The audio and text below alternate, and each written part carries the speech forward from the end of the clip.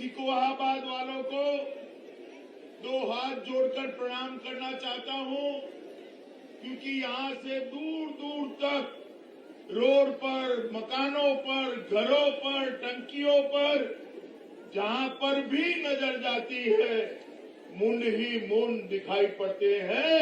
आप सभी लोग वर्मा जी के समर्थन में इतनी बड़ी संख्या में आए हैं, मैं आपका धन्यवादी हूं। मित्रों, आज सिकोहाबाद में आया हूं तब सबसे पहले मैं भगवान श्री कृष्ण को प्रणाम करना चाहता हूं, क्योंकि जब जरासंध का वध किया तब यही भूमि को, जरासंध को पराजित करने के लिए यही भूमि को उन्होंने पसंद किया। मथुरा को कंस के जुल्म से मुक्त कराने के बाद जब जरासंध ने हमला किया, भगवान ने यही जगह पे उसको पराजित करने का काम किया था। और यहीं पर महाभारत कालीन चौमुखी मंदिर की स्थापना स्वयं भगवान कृष्ण ने अपने हाथ से करी थी, यही सिकोहाबाद। मित्रों, यहाँ पर जैन और हिंदू एकता का ये प्रतीक भूमि है।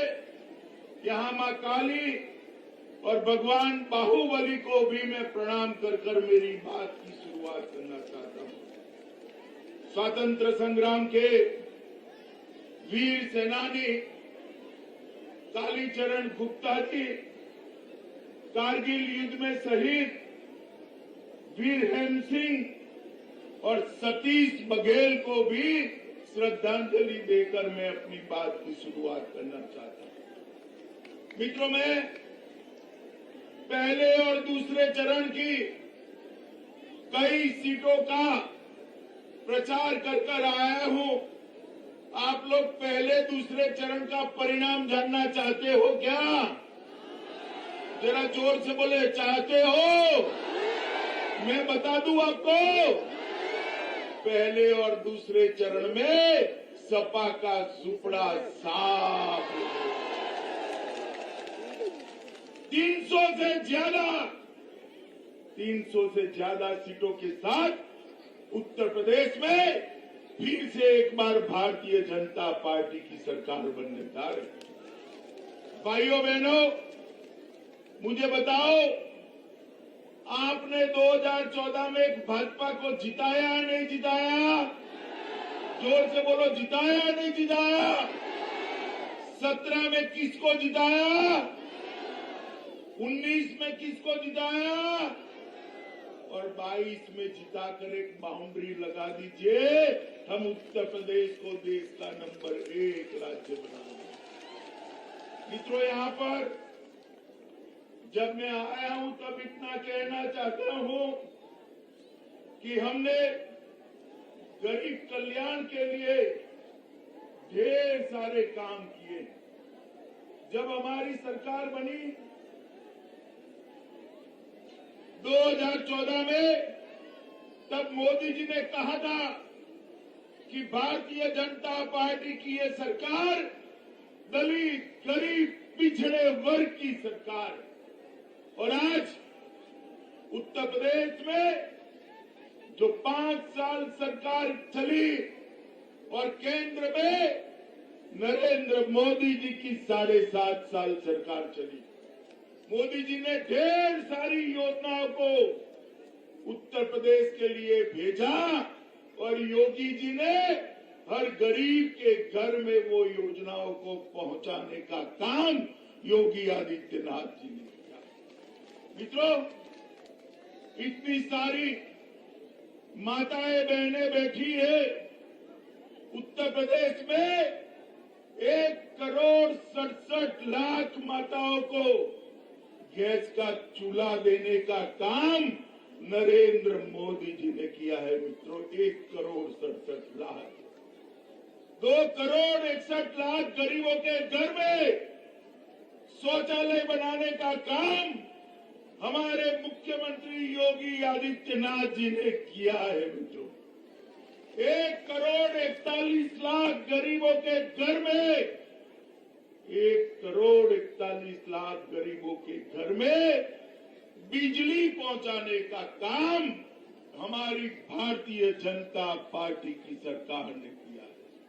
मुझे बताओ सिकोहाबाद वालों, ये साइकिल की सरकार थी, बिजली रानी आपके घर में आती थी क्या? आती थी क्या? अब योगी जी ने ग्रामीण क्षेत्र में 22 से 23 घंटा और शहर में 24 घंटा बिजली पहुंचाने की शुरुआत करी।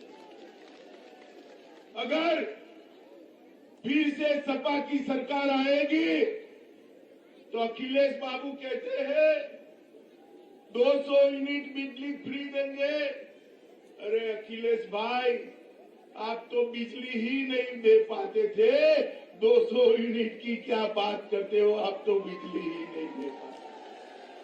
मित्रों, हमने 2,60,00,000 घरों में एलईडी के बल्ब पहुंचाए हैं और उत्तर प्रदेश में आप मुझे बताओ भाई, माताएं भी बताएं, कितने लोगों ने टीका लगाया है? जरा हाथ ऊपर करो तो।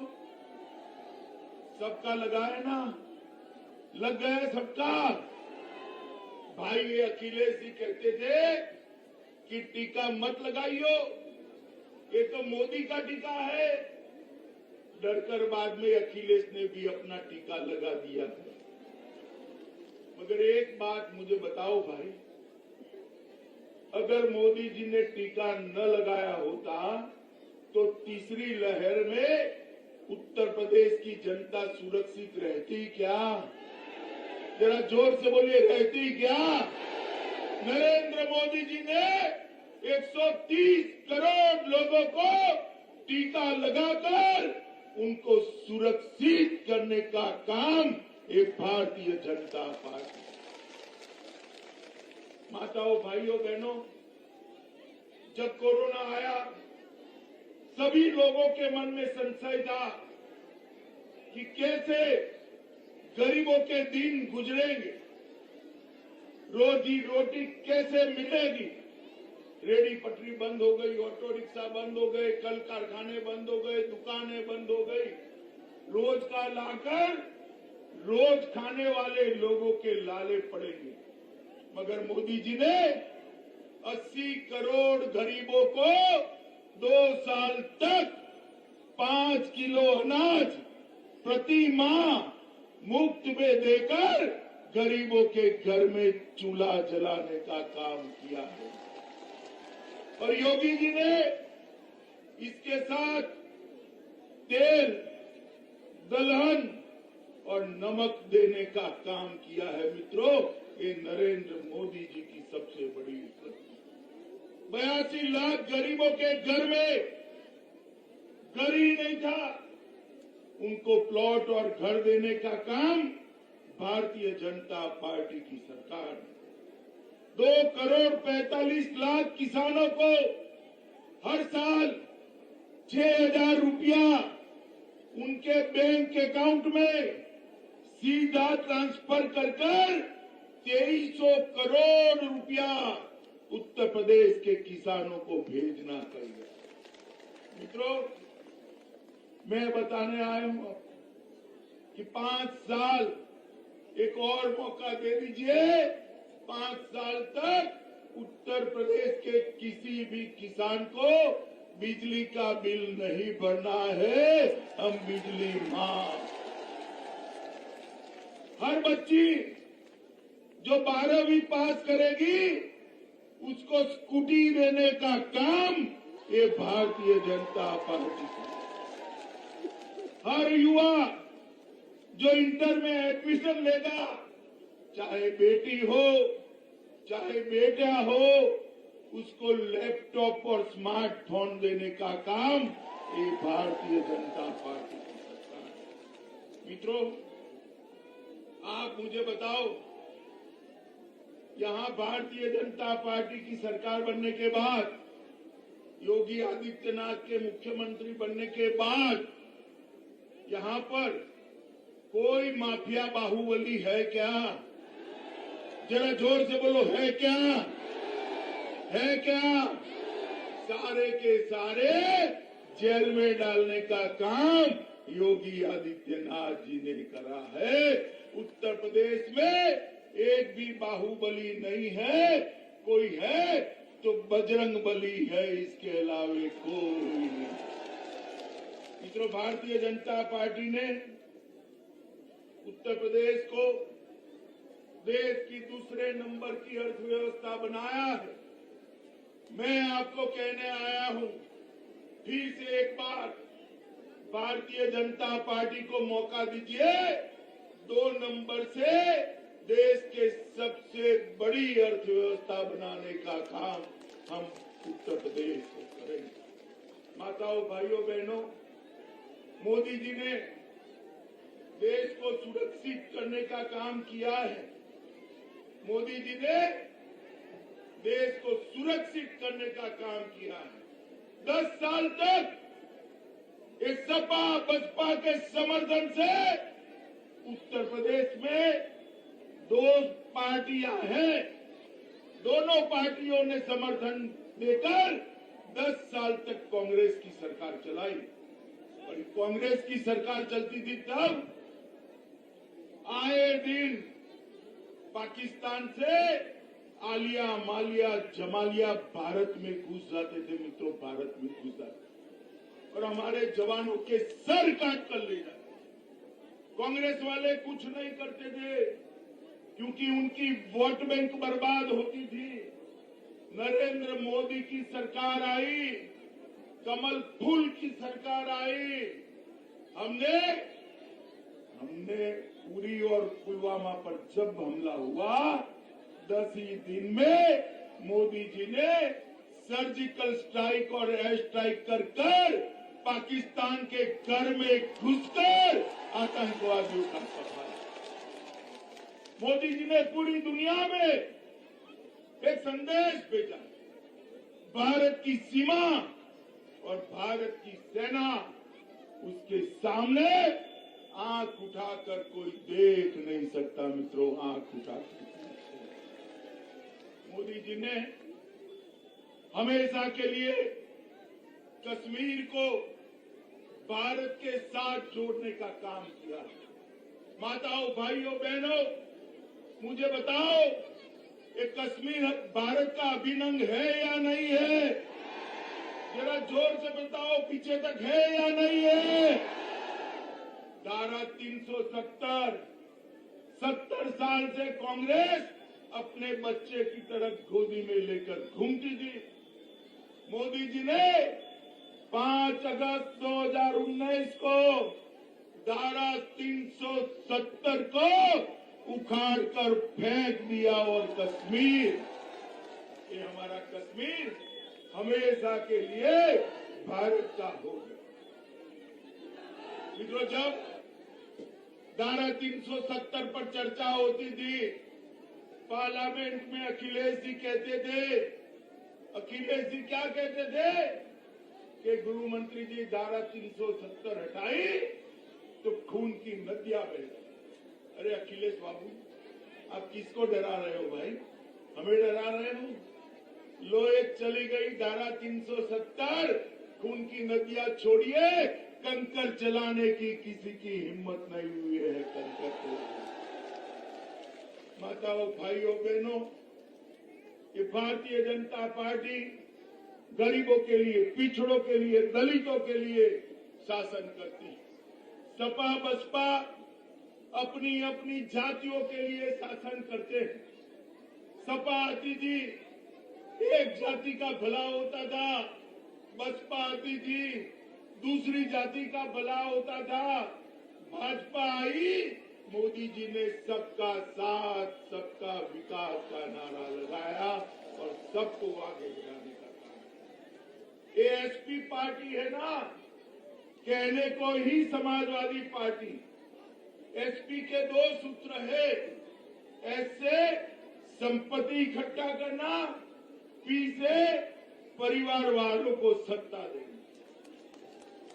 मित्रों, समाजवादी पार्टी की सरकार थी, तब अखिलेश के परिवार से 45 लोग अलग अलग जगह स्थान पर थे। कितने थे?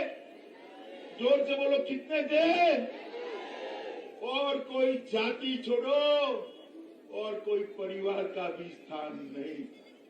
और संपत्ति मित्रों, भ्रष्टाचार इतना करा, अभी कानपुर में रेड पड़ी, समाजवादी इत्र वाले के वहां रेड के बाद ये पूरा स्टेज भर जाए ना, इतनी नोटों की गड्डियां मिली, इतनी नोटों की गड्डियां मिली। और जैसे ही रेड पड़ी, अखिलेश जी के पेट में मचलन। उन्होंने कहा, क्यों रेड डाल रहे हो? हम कैसे चुनाव लड़ेंगे? क्यों अखिलेश बाबू, ये रुपया आपका था क्या? भाइयों बहनों युवाओं, मुझे बताओ, टैक्स भरे बगैर का जो गैर कानूनी रुपया है, उसको मोदी जी ने कब्जे लेना चाहिए या नहीं लेना चाहिए? लेना चाहिए, नहीं लेना चाहिए? इससे गरीबों का कल्याण करना चाहिए या नहीं करना चाहिए?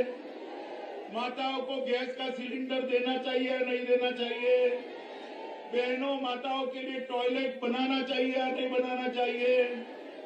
गरीबों को अनाज देना चाहिए या नहीं देना चाहिए? ये अखिलेश बाबू का मंत्र है, संपत्ति इकट्ठा करो और विदेश में वैकेशन करो।